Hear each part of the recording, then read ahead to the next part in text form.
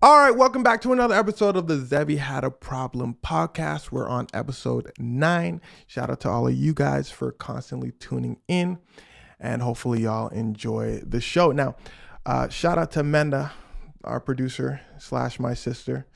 She's going to be joining us along this journey. We're on Spotify, Apple Music, YouTube, anywhere they show podcasts, blah, blah, blah. Now, today I want to talk music, specifically how people consume music.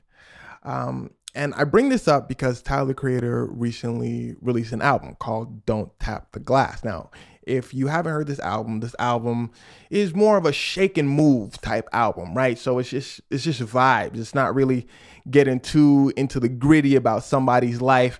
It's just, fun beats and like fun vibes and all that, right? Now, something important to note is this album, Don't Tap the Glass, wasn't accompanied by like a massive rollout, like singles, interviews, and all that, how albums are usually promoted. So Tyler, Creator, released this, and it wasn't a surprise album. He did tell people, hey, I'm releasing this album, by the way, in like a week, in like 2 days, and it's out. So he releases this, and it seemed that people didn't really know what to think about it. People were on the fence. They're like, is it good? Is it not good? This, that, and the third. Now, here's where Tyler, Creator, had a problem. There was a tweet that came out that was posted by, who was it by? It was NFR Podcast. NFR Podcast. So NFR Podcast posted a tweet saying, hey, which album did you like better? This new album from Tyler, Creator, Don't Tap the Glass, or Chromacopia, Tyler, Creator's last album? Now, NPR Podcast probably knew what they were doing here. These are two very, very, very different albums.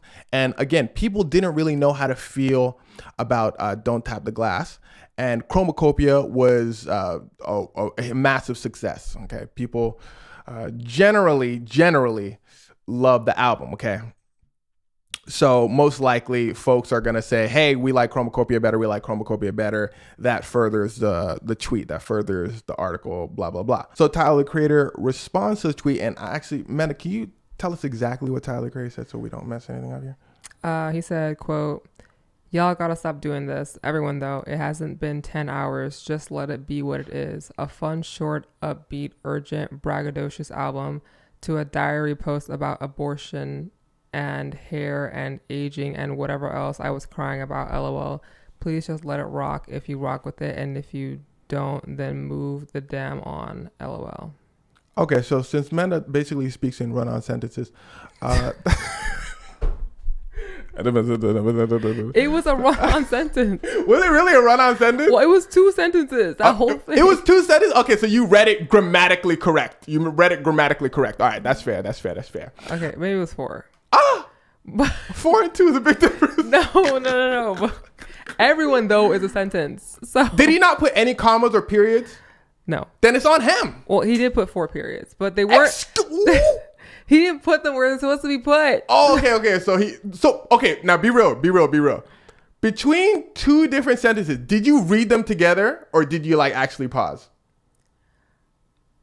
I think I did pause. Oh, okay. Play the clip black. I feel like I did pause. Anyway, you see, we get a sidetrack. Let's log in. Look, so basically, regardless, what Tyler, Creator, is saying is like, look, hey, y'all know that y'all shouldn't be comparing these 2 albums. They're very different, And Tyler, Creator, has said in the past in interviews that I have seen with him is his whole thing is enjoy the music. So him releasing this album out of nowhere seems to be a statement towards that. Like, maybe we shouldn't do all these album rollouts and all that. Maybe if I feel like releasing music, I'll release music. That's what it seems like his whole statement was with this last release. He just felt like releasing an album. Let's just say that.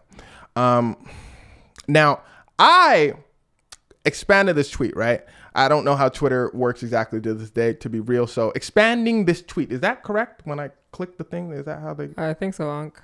You just click on it and it shows the replies. Is that what you mean? Yes, that's exactly what I mean. Thank you, Auntie. So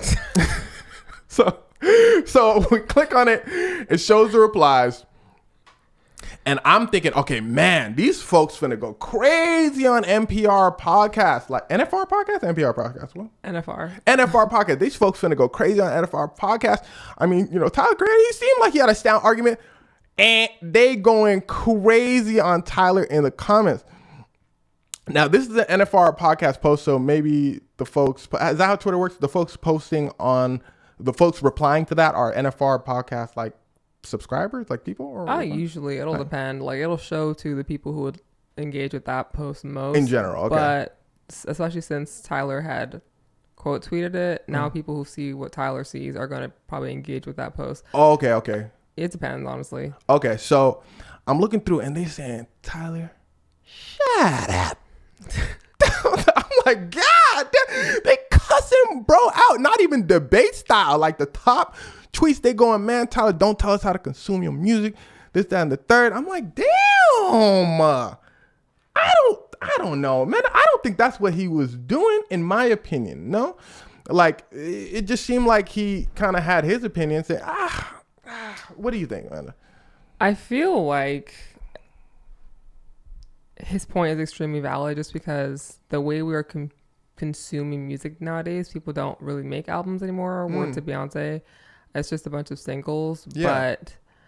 But we used to be able to enjoy a body of work for years. Like Michael Jackson, he released an album like almost every 5 years, but his albums were still charting because we would digest the body of work itself.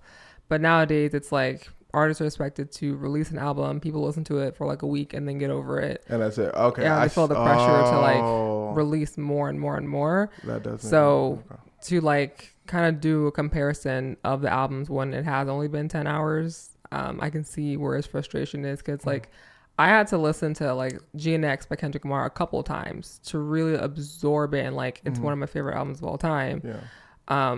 So are you really like critically listening to it? And even if you're not, if it's just for fun, like those are also, like I said, they're two different bodies of work completely. Yeah. So it's just not a fair comparison as a whole. I don't know why people are like tripping out. Yeah. Yeah, they don't seem like fair comparisons in my opinion. But again, I feel like that's NFR podcast's whole goal. I mean, not in a bad way. They gotta make money too. You know what I'm saying? Yeah, but that tells me they didn't listen to it. But yeah, also, I'm not. I mean, probably not. They wanted to basically spark a debate. They wanted to spark this debate. They wanted people to, because it is something to debate on. Let's say, you know. So Kendrick Lamar releasing GNX, they probably not gonna say, hey, which album do you think was better, GNX versus, let's say, another album. They'll probably say, what album do you think is better, GNX or Drake's last album? You know what I'm saying? Like, that's their whole angle. That's their whole goal. You know, they're not really trying to respectfully come out with like an introspective conversation on which album you think is better. Journalism? Yeah, journalism, I guess. But I mean, but they're trying to get clicks. That's what people are doing. That's what most folks are doing nowadays, to be fair to NFR podcasts. Let me say. But again, it does pose that interesting question on how music is consumed nowadays. I feel like a lot of people are saying like, L or like W or whatever, right? Like if this album is a W, is this album an L? Like, do we like it? Do we not like it? And plain and simple, right? Not, can we dance to it? Do I feel like dancing to it? Do I not feel like dancing to it? Does it make me cry? Does it, all of those sort of emotions. What's the last album that made you feel like that? An emotion? That's a good question. I know. I don't remember like the last one per se, but I do know for a fact that Ed Sheeran's album Multiply, if you haven't heard that album, listen to the album. You do love you some Ed Sheeran. Man, I'll tell you what, dude. I was going through a breakup at that time. It was a way while back. And this was before the album got popping. And I'm just listening to that thing. I'm like, yeah, I said, that boy gone. I said, that whole album from top to bottom, bro, that made me feel. So shout out Ed Sheeran, man. Forest Hill Drive was really good. There's a lot of albums that are like super, super good, because I don't want to get too off topic. But regarding how people consume albums, I just want you to know, this is not a take on how you should consume an album. Listen to those words closely. If how you actually consume an album is, I think it's a W or I think it's an L, that's you, okay? But I think it's interesting that how people consume albums, where it's just like Mena kind of said, it was, albums are getting pumped out like so often. where it's either we give it like a week listen and throw it away, or we listen to other people's opinions on them, and that'll determine if we listen to the album or not. In fact, I don't think you said all that. I think I added I added a lot in there. I think so. But it's what it is. Regarding that fact, I feel like musicians have released albums according to that formula. You know what I mean? Like releasing albums at a massive clip. Like Michael Jackson had the luxury of releasing an album every 5 years or so because people are sitting there consuming it. But since things are moving so fast, musicians are releasing albums like every year. Back in the day, that was absolutely unheard of, but sometimes twice a year. Yeah, and this is to keep up. This is literally just to keep up, like to keep your name in the fast moving space. And God forbid that album is trash. You are cooked.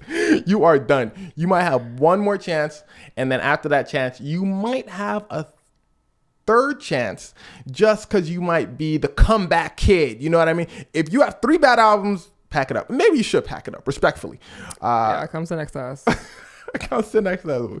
We rock out. But I guess that's just a sign of the times, right? So all this to say, I think Tyler, the Creator's argument is really interesting, saying, let the body of work be what it is, because it actually, to me, kind of shows what an artist might want to do. You know what I mean? Like, because things are, let me land real quick. And I need to lock myself in before I lose my point too. Okay. So, but because, and I lost it by saying I need to lock in. I lost my point. What is going on? Listen. You had no stimulation at all. I'm saying I stimulated myself. I lost the topic just like that. Incredible. No, but let me pause. Because artists have to release things a certain way nowadays, I feel like sometimes an artist can't release what they want to release. Let's say, like, you see artists all the time saying, yeah, I held this single for my album. I held this single for like 3 years for my album. I knew it wasn't going to fit in this one. I had to hold it for 3 years because it would fit the right vibe of this next album. This album was too much of a diary. It was too depressing. This single was too fun, so I had to put that to the side until I released a fun album. You know what I mean? So Tyler, Creator, how it would usually go in the current space we have of how artists release albums is he would most likely look at all of those fun songs he has, put them all off to the side, then create an entire body of work talking about his life, what's going on, and all that, and then choose like maybe 2 or 3 of those fun songs that he deems the best, that he deems would fit into that new album, and then squeeze them in. You know what I mean? Does that make sense, Manda? Yeah. So, yeah. So he wouldn't be able to release, let's say, a fun body of work, how things would usually go. And that happens to like all of the artists you probably know. There's probably so many songs in the vault because of how people have to release albums nowadays. So, but I feel like a lot of, I mean, maybe I shouldn't say a lot, but I feel like a good amount of albums seem like they just threw their fun songs in there anyway, or there's no story. It's just a little disjointed. Yeah. I feel like that's some artists though. I think it depends on what artist you are. Like technically, I'm using Tyler Creator specifically for an example, but like let's say Beyonce. Like Beyonce might not release a full-on fun album unless she says it's a full-on fun album. But then in Beyonce's case, she'd be sitting there for like a whole year figuring out which ones are the funnest of the fun. You know what I mean? Like it wouldn't just be Beyonce for a month saying, "Ooh, I'm having such a good time," and making like 20 fun songs and then releasing them. You know, she would make 20 of those fun songs and then throw them off to the side and just wait until it's time to release an album and start picking and choosing. You know what I mean? And when it comes to like artists that release just like full on fun songs, I'm thinking of like that rap era that we was at where it just seemed like everything was a single. you know what, remember that fun like 2015 like rap album era where like there was no like introspective songs or like whatever they called it, mumble rap. I don't like to call it that, but it was just like a bunch of songs just piled together in an album and just thrown out. I feel like it's still kind of like that. You think it's still kind of like that to this day? Yeah, I mean, not just rap. I mean, in general. In general, it's just like... I would think. Yeah. But again, it does depend on the artist. Yeah, it definitely depends on artists. But I'm thinking like for those specific artists that just like pile songs together and just release it, I still think there's like a formula to it. I'm thinking of Juice WRLD, rest in peace, off the top of my head, where you would see him make like 20 songs in a day. Maybe that's a little much. Maybe 10 songs in a day. And he still probably wouldn't release any of those songs because they still didn't fit. You know what I mean? They still weren't like, let's say, the best. But for instance, what if he enjoyed those 10 songs? He would still say, okay, but people wouldn't like this. People wouldn't like that. People wouldn't like this. We got to throw the whole song away. So it seems like Tyler, the Creator, just made a bunch of songs and said, you know what? I like these, so I'm just going to release them. You know what I mean? It's like that old SoundCloud era, like back in the day, where folks would just make a song and release it like the same like day. You know what I mean? It was that fun era where people would just throw things up. Now, again, I'm not saying I have all the answers. I'm not saying what we should do, what we shouldn't do. In fact, I'm not saying I have any answers. I'm just talking. That's what it sounds like. You feel me? Now, that sounds like you throwing a little bit of shade, a tiny bit. Oh, you used it right. I did? Yes, throwing a little bit of shade. You throwing a little bit of shade. Yeah, I'm learning. But you speaking facts though. Anyway, regardless, let's move on to another topic. Let's move on to, the culmination of Tyler, the Creator's thing is it all died down. That was it. Nobody really talked about it after that tweet, and he's enjoying his album release. Is culmination the right word? Yeah, actually. One more time? Is culmination the right word? The culmination of how'd I say it? You said, but the culmination, I think you're just being like, a summary of this. Oh, maybe the culmination isn't the right word, but regardless, them folk know what I mean. If you don't, then hey, welcome to the podcast. Welcome to the podcast. That's facts. So we have what we're going to talk about right up here. Let me see. That CEO getting caught cheating. Now I already had a little breakdown of what this story entails in a short video, but to make things brief, there was a CEO named Andy something. I'm gonna keep check his name real quick. His name was Andy, and he was cheating on his wife with the head of his HR department. Now, to be clear, Andy, did I say he was a CEO already? Yeah. Okay. So Andy, the CEO, cheating with his HR. Her name was Kristen. Okay. Now, these two decided to go out to a Coldplay concert. Oh, wait. I'm not exactly sure she was HR, but she was the CPO. She was a CPO? I thought I saw she was like the head of the HR department. Is that what a CPO is? I don't. Let me double check. Yeah, double check. So regardless, those two, she's a high-end person in this company, okay? So they head to a Coldplay concert and display their cheating to the world. And they get put on camera. Now, before they get put on camera, Coldplay, the lead singer of Coldplay, while you put this on the queue, Amanda, look up the lead singer of Coldplay's name, because I, in fact, do not know his name. Okay, well, first of all, to answer the first cue, so she was the head of HR and the CPO. Oh, so she was a big deal. Yeah. Okay. So. And the Coldplay singer is Chris Martin. You just knew that off top? I did, but I should double check.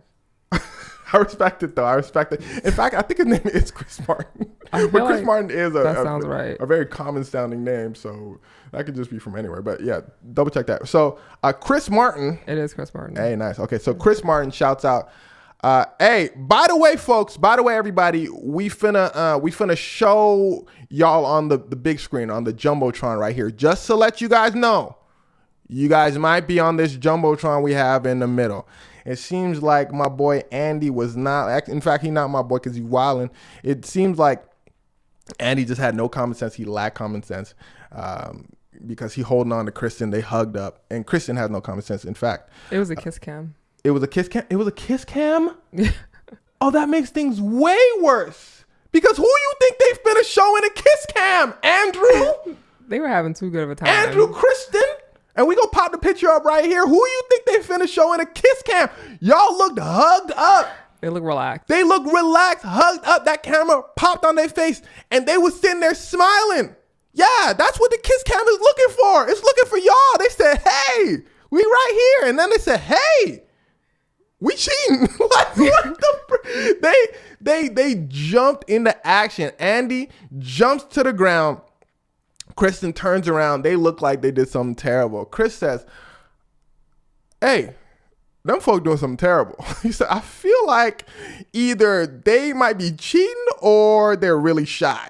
And everybody in the crowd's going, "Ooh," right? While their shame is being displayed to the world.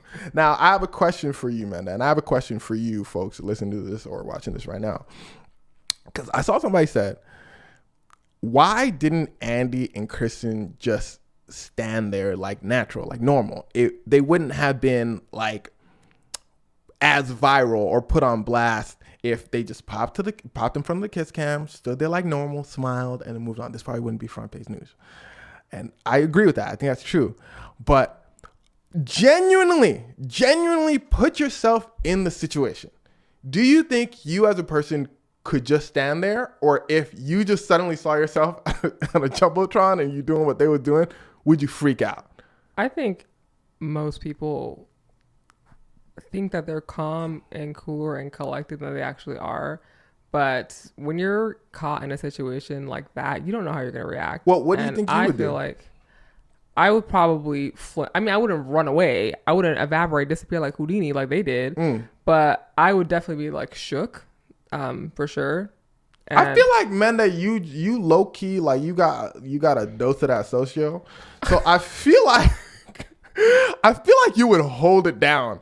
I feel like you would hold it down. In fact, no, I would be shook because the thing is, they know they're doing something wrong. That's why they reacted in that way. So when you have a secret that's just been exposed, you feel like to everybody, then you're gonna panic. I feel like you knowing you for like, you know, the decades we know each other. I feel like you like the panic would well up, but you would just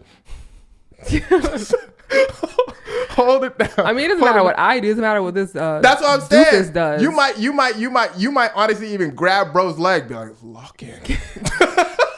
Bro, that man actually like gone, disappeared. Poof. Yeah, he did. He absolutely disappeared. I couldn't even tell where he went. I genuinely. He went down. He went like he like ducked downwards. Under. Like we're gonna show a picture. He like ducked under. Like some Looney Tune cartoon. Yeah, no, I'm not gonna lie to you. Like, you know me, I would probably be on that Looney Tune. Well, it does depend, but I would probably freak out. Like as soon as that Jumbotron hit me, I would probably freak out. Just like, shook, but then just kind of like, you know, wave your hand like nah or whatever. No. I don't think I would do that. Is what I'm saying. Like, see, that's what I mean. Like, you got a little that social, because that's good. You would probably be shook, but you would be like, you know, you would be like. But I'm saying I would be shook and still be shook.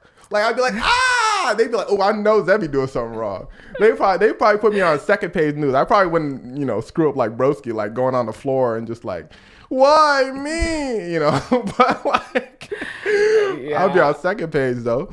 I think because also they're just like regular people. They're not like celebrities who are used to being in some type of spotlight or anything. Yeah, but I feel like I'm not either though. You know what I'm saying? Like, or like, do you feel like that? Like, do you feel like you're like, I feel like if. No, I mean, I feel like they reacted in a way that a lot of people react. Okay, I see what you're saying. Yeah, because most people don't get spotlights on them. Most people don't have a lot. You know, it's kind of like with judo, like how we're talking about how since we're constantly getting hit in the face and like slammed down, if we're in a fight and you keep telling me, because I'm always fighting men, if I push a guy, he's going to be less likely to react because people are not used to being hit. Yeah, that's true. They're not used to being like on the ground, being put in a fight situation, but I am. That's true. To be super clear is basically the thought that if you're in a street fight with a boxer, the boxer is probably going to smoke you.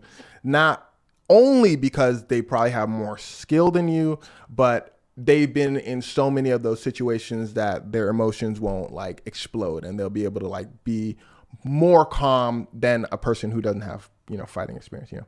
Yeah, and so I feel like if they were celebrities, they probably wouldn't have reacted that way, but I don't think it's really fair for people to kind of be like, oh, they should have done this, should have done that, when it's like they're just regular people at the end of the day. Okay, and speaking of them being regular people, okay. Oh, actually, real quick, how the story ends is Andy gets fired. Yeah, she still has a job as of 2 hours ago. Oh, Kristen still has a job. Okay.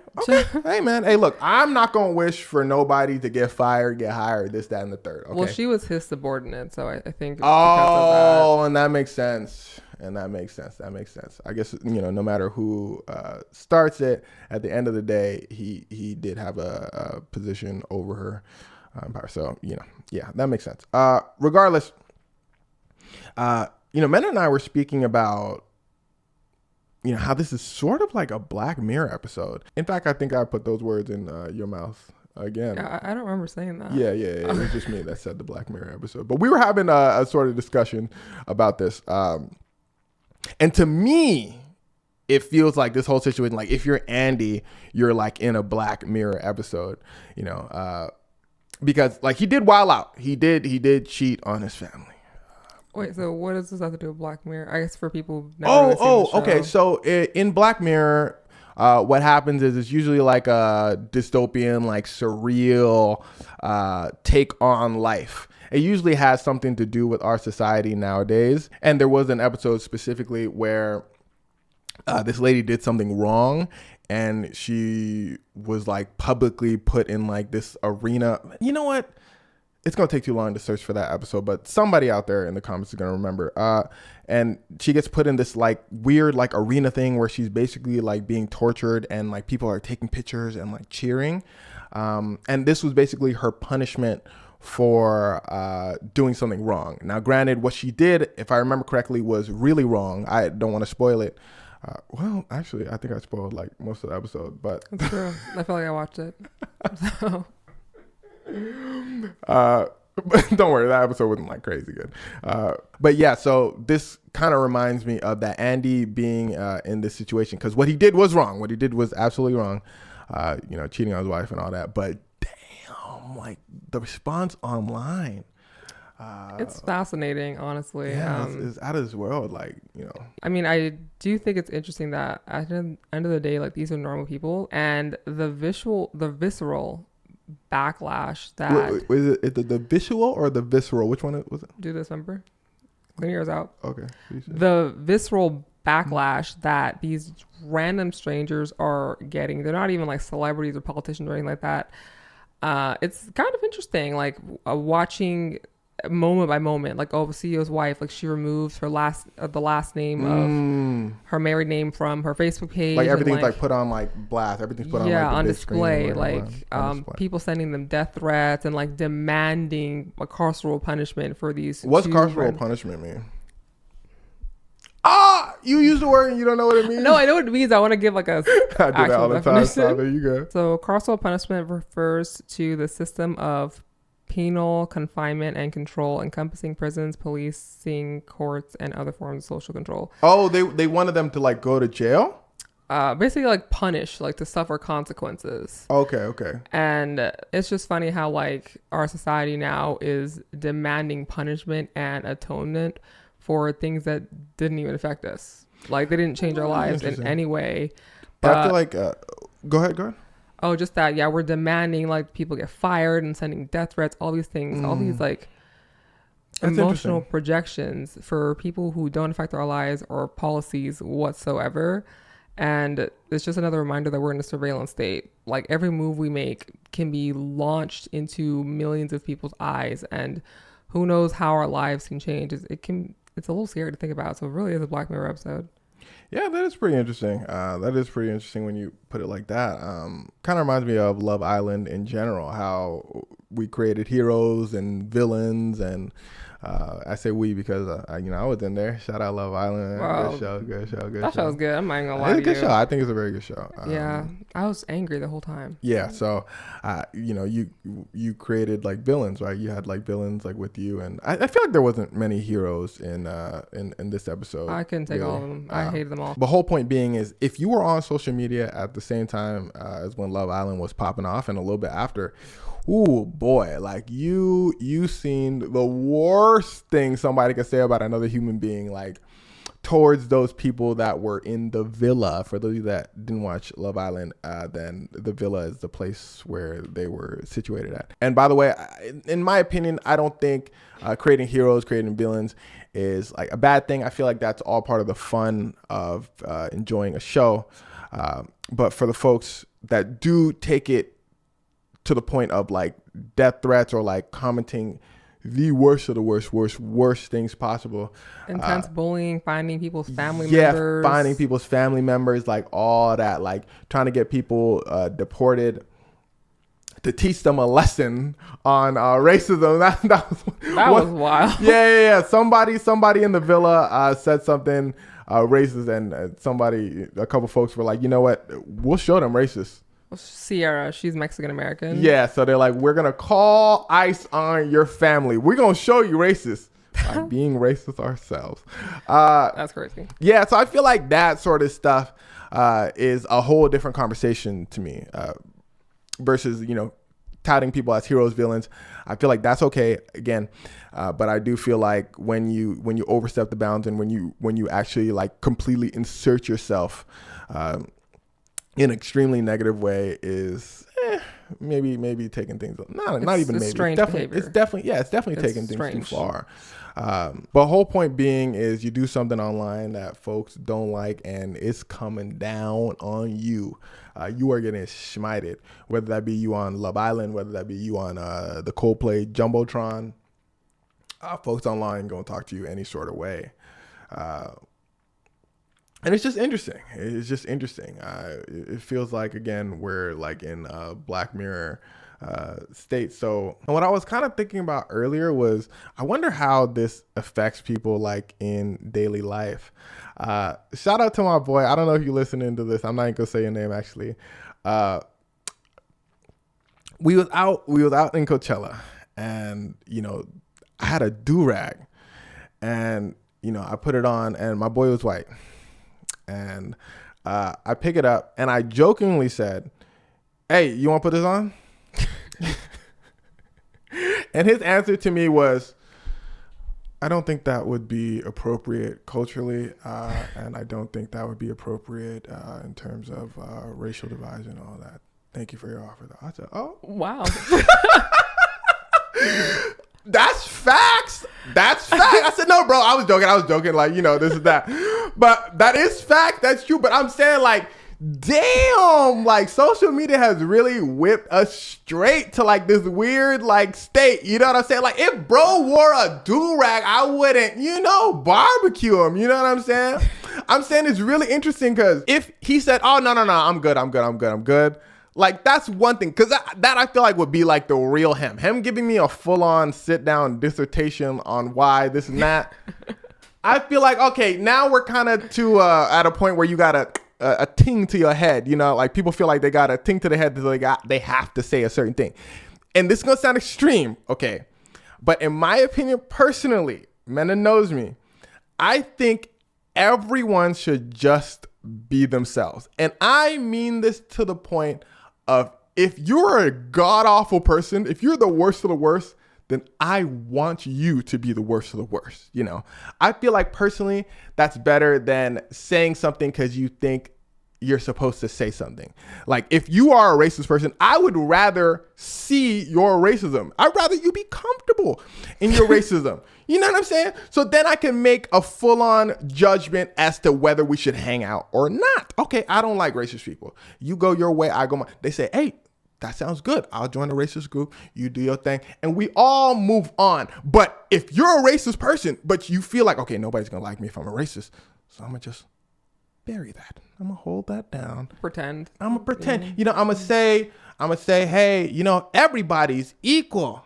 I don't really think that. But everyone's equal. You know, I feel like I'm not like too much of a fan. Of course, that's an extreme example.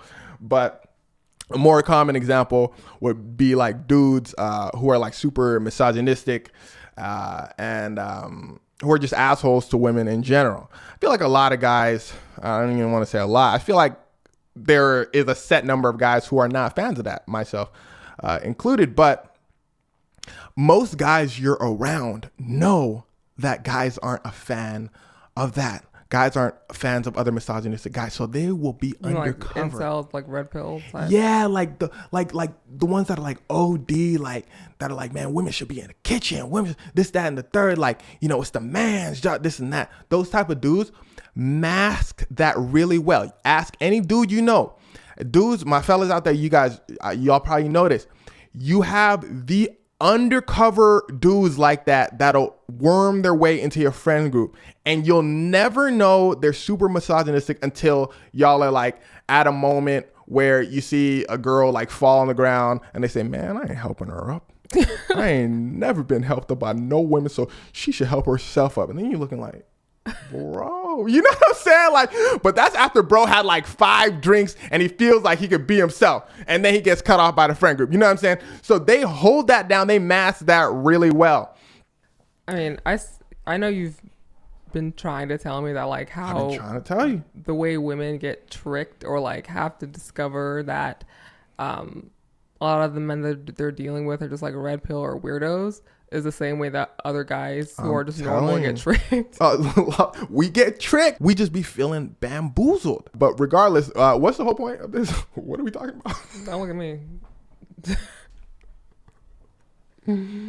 Let's see. What were we talking about? Oh, yeah. Yeah, so if you're that type of person, if you're misogynistic, if you're racist, this, that, I'd rather you just be yourself. You know what I mean? I don't want you to hide it, and then I find out later when we just like out one day, and you let a little bit of it slip, you know.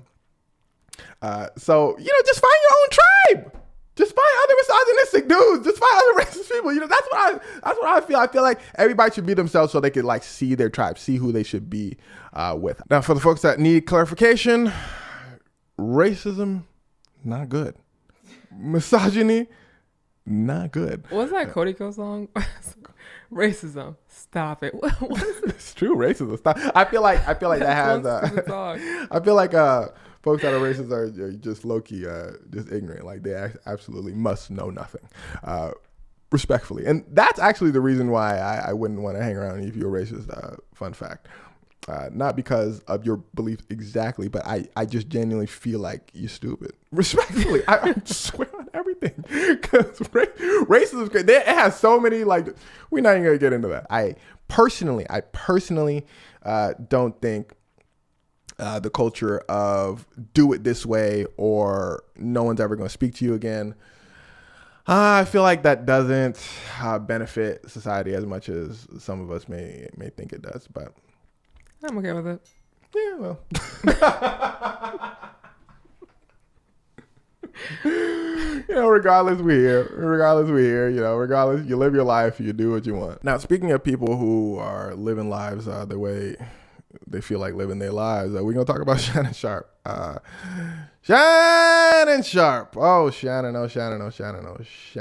man. So his lawsuit just got settled. For those that don't know, there's a woman named Gabriella who was dating Shannon Sharpe a few years back. Now, their ages are important to the story. So, men, how old were they at the time when they were dating? This was about 2-3 years ago. So at the time, she was 19 and Papa was 55. Okay. So Shannon, Pa Shannon was 55. She was 19. Again, those are important. Keep those numbers in mind. But Shannon Sharpe had a problem. That 19-year-old. I forgot when you say that in a while. Had a problem? Yeah, I feel like I've heard you say that. Oh, well, you know, sometimes I'll be forgetting. Now, Gabriella sues Shannon Sharpe for assault, amongst other things. And she sues him for $50 million. Now, this big number, $50 million, is probably a number that she wouldn't have gotten. But usually in suing cases and court cases like this, they'll go for like a giant number, and whatever they get in the settlement is what they get. The whole point is to get a settlement from Shannon Sharpe. So it's like, Shannon, we're releasing all this information about you. You looking crazy in public right now. We feel like we have enough information to where you need to give us a lot of money. Shannon Sharpe and his lawyer said, okay, we'll give you $10 million. Like, we feel like the information you have is pretty damning. It's pretty bad. So we'll give you $10 million and you just stay quiet about this whole thing. They felt like Gabriella and her law team felt like they had enough information that was worth more than 10 million because his public image is being threatened.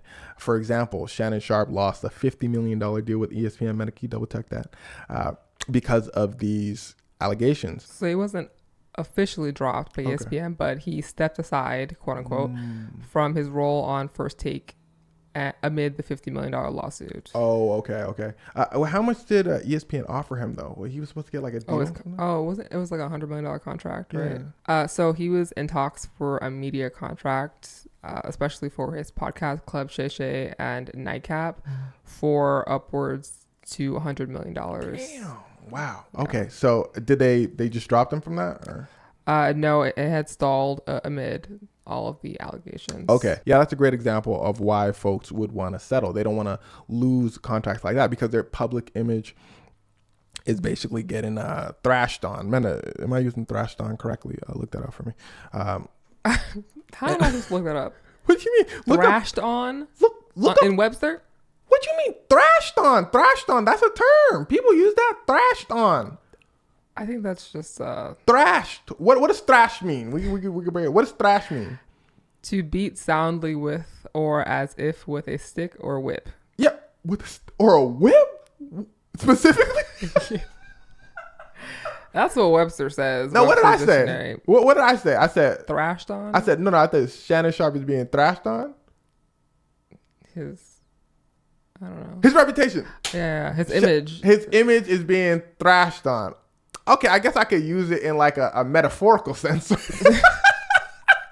His image is being dragged through the mud. Maybe that's a better. Yeah. So 9 times out of 10, a settlement would be in his best interest. In fact, he reaches out to Gabriella, and Shannon Sharpe and his team tried to settle for $10 million. Gabriella and her lawyers decided, we could probably get more than that. So, they continued. They released text messages. They released voice memos from Shannon Sharpe, and it looks pretty damning. Shannon Sharpe is saying some absolutely wild things. Definitely weird. Absolutely. Now, the narrative is Gabriella, the girl in question, set Shannon Sharpe up. Now, here's the thing with that. Listen closely. What she seemed to be indeed doing was trying to catch him in a moment with these texts. But my argument is, you trying to catch someone doing something means they have done something. You know what I'm saying? Yeah. So her saying, Shannon, what you did to me last night wasn't cool. Like, I didn't give you consent for that or anything. Like, how she was saying it really seemed like like she was trying to catch him in something. But what was she trying to catch him in? You know what I'm saying? Shannon Sharpe said, call me. Let's talk. So that's what I mean by damning. Okay. Even though it did seem like she was trying to catch him and like expose him to like say certain things, she was still trying to expose him to say he did terrible things. You know what I'm saying? Yeah. So I agree with that. Yeah. So, they released those texts and voice memos like that. Pretty undeniable stuff that Shannon was wilding. Shannon, like, take the 10 million. We can just, make it all go away. But they really felt like their evidence was enough to get more money from Shannon. Now, eventually, Shannon and Gabriella did settle for an undisclosed amount. People speculate it to be between $10 million and $20 million. But regardless, we're going to put the post up right here where Gabriella said, you know what? I'm retiring. I'm retiring for what I got to do. I made what I had to make and I'm done, I don't know why it's so funny. Like, she literally talking about today, I decided to retire from OF. Like, she did not have to post about that at all.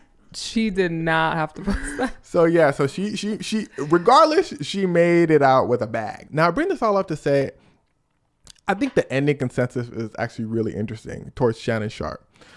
People basically telling them, well, maybe you should mess with somebody your own age, Brody. I mean, it's funny because it seems like people have been bringing out evidence throughout the years of a lot of celebrities saying that same thing to Shannon Sharpe. Like, there's this one interview that he did with Lil Yachty.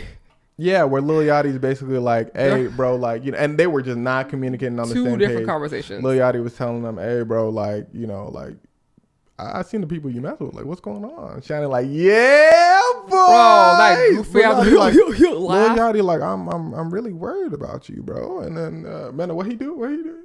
What Shannon Sharpe do? He sound like Goofy, you know? No, actually, yucking. Yeah, no, so he was embarrassing. hugging. He was hugging. Yeah, Lil Yachty was basically trying to tell bro he's like genuinely concerned for him. But so people are saying like, look, maybe you got what you deserve. Now I do find it interesting because to me this whole time, okay, let me land on this one. You guys need to help me out here. This whole case, Shannon Sharpe and Gabriella, has been kind of like two different debates that are blending into one sort of. Okay, listen. I feel like on one end, Shannon Sharpe being accused of assault, that's terrible. Like I feel like we kind of just glossed over that in a sense. Like I feel like we kind of just talked about something pretty serious, right? Like damn, like either Shannon Sharpe really assaulted someone or somebody lied about him assaulting them. But either way, damn, but this whole thing kind of just being relegated to another argument, like if you're of a certain age, mess with people that age and you won't get scammed or you won't have to, I feel like that's two different things. Does that make sense, man? Like, you know what I'm trying to say? Yeah, I see what you're saying. We are kind of getting lost in the spectacle of it. Yeah, getting lost in like the spectacle of it. And the optics, whereas these are really serious allegations. And if they are true, which again, I always believe the victim, I hope this helps her, honestly. But I think most people are just a little tired of Shannon Sharpe. Like there was some things even before that. I think this was just kind of like the proverbial straw that broke the camel's back. I see. Yeah, just the comments that he'd make about women of color and stuff was very strange. And then like to go on and be caught with this young girl who is talking about, I'm gonna give you your black babies or like whatever per cheek, like that's like enough to where people are like, boy, like shut up, like in a sense, like we actually like don't care what happens to you in a sense. Like she could have came out and said, boy, I scammed that man for all his money. People would like, you're saying okay, they would have been like, enjoy Dubai. I see. So you think this is like a more like a vehicle that's just like, okay, that kind of makes sense as to like what's going on here. I think the general consensus then is people just don't care. People just don't care about like whether Shannon Sharpe's lawsuit was going to go through, not go through. They just weren't fans of like how he was moving. It seems so. Yeah. Okay. At least from what I've seen, like from more women-centered spaces, the consensus that I've been seeing from a lot of men online, which is interesting because they're also booing Shannon Sharpe. Just in the sense of, I guess, seeing somebody get quote unquote licked. Like making fun of him, saying like, oh man, like, dang, she really got you, bro. Yeah, basically, like, and they're also on that whole, like, why are you dating a 19-year-old? Like, that's weird. And it doesn't seem like anybody is really like focused on the settlement. Yeah, addressing the actual, like, oh, this woman was assaulted or, I guess that is a good point that you bring up. Now, regardless, at the end of it all, Gabriella gets out with a lot of money. Shannon Sharpe, personally, I don't think that this will insanely impact his podcast numbers or deals. Companies might let this die down before they decide to start working with him again. But in the short term, he definitely has to lay low. And maybe just release his podcast in the background to all the people that will follow him and watch him no matter what. Stay quiet, give it a year or two, and then come out and say, we back on ESPN, and the most he'll probably get online is, ain't that dude that, but people will just gloss it over. I agree with that. I think this is not really going to impact his career too much. Just with time, I think he'll probably get back to what he used to be now. I also don't think this is like all this public outrage is going to like change Grandpappy's dating habits. I think he's just going to be quieter about it. As it shouldn't. And like I said in the beginning of this video, I really don't think society should like impart look, that's not what I would do. if I was talking to Shannon, I would be like, hey, big bro, like Lil Yachty was talking, I'd say the same thing. Like, hey, bro, I don't know. Like, are you sure you dating people of a certain, let's say, skin tone? If you got a preference, you got a preference. But damn, that preference seems locked in for one. Respectfully, Grant, if I'm being honest, this is what I would say now. I say, respectfully, Grant, maybe you should see a psychiatrist, and really figure out if there's a deeper root to that problem. If you got a preference, you got a preference. Go ahead. But it just seems like you dating people of a certain age and a certain full-on skin color. They look, hey, have you found love from that, big bro? Is that what are you looking for, Grant Unc? And if, look, he could cuss me out. He could say this, that, and the third. Regardless, I'd be like, do you? I don't think I would say, do this, though, or you're wrong. You know what I'm saying? You don't know what I would say? No, I don't,